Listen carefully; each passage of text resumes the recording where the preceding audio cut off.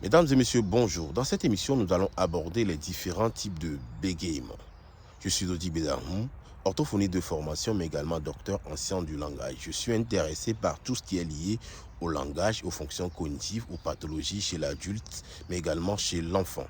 Si vous souhaitez avoir 30 minutes de conseils gratuits, je vous propose un entretien par Zoom ou par d'autres applications. Vous pouvez me contacter via les mystères du langage @gmail.com si vous êtes intéressé. Comme je le disais en introduction, nous allons aborder dans cette émission les différents types de bégaiement. Les chercheurs ont classé les types de bégaiement selon plusieurs modalités. Dans cette émission, nous allons bien sûr aborder les types de bégaiement selon la période d'installation. Alors nous avons dans un premier temps le bégaiement développemental transitoire. Il s'agit d'un type de bégaiement qui s'installe chez l'enfant entre 2 à 4 ans, mais qui va s'arrêter à un moment donné. Notez que sur 4 enfants qui commencent par bégayer, 3 vont arrêter sans prise en charge ou quelquefois après quelques consultations chez un spécialiste. Donc c'est un type de bégaiement qui est transitoire.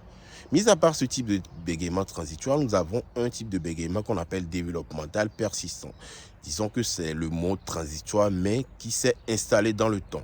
Donc, ce type de bégaiement commence également entre 2 à 4 ans, mais ça va persister dans le temps. C'est le type de bégaiement qu'on va par exemple retrouver chez l'adulte bègue. Mis à part ce type de bégaiement persistant qui est persistant, nous avons le bégaiement qu'on appelle le bégaiement masqué. Il s'agit d'individus qui vont bégayer sans que personne ne s'en rende compte.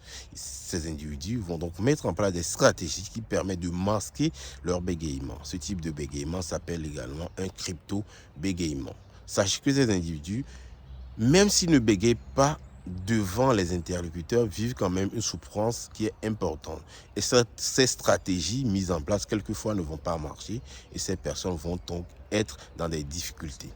Également, le bégaiement peut s'installer à la suite d'une maladie neurologique, un traumatisme crânien par exemple, ou une attaque neurologique. Ces sujets vont commencer par bégayer à la suite de cet accident.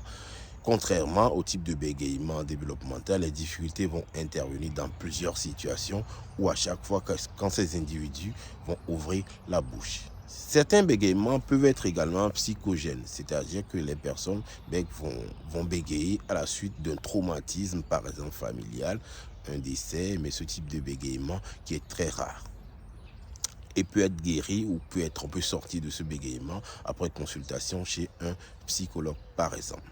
Si vous souhaitez avoir des conseils gratuits sur le bégaiement ou que ce soit la pathologie concernée, vous pouvez me contacter via les mystères du langage @gmail.com et je répondrai à toutes vos questions. Au revoir et à bientôt.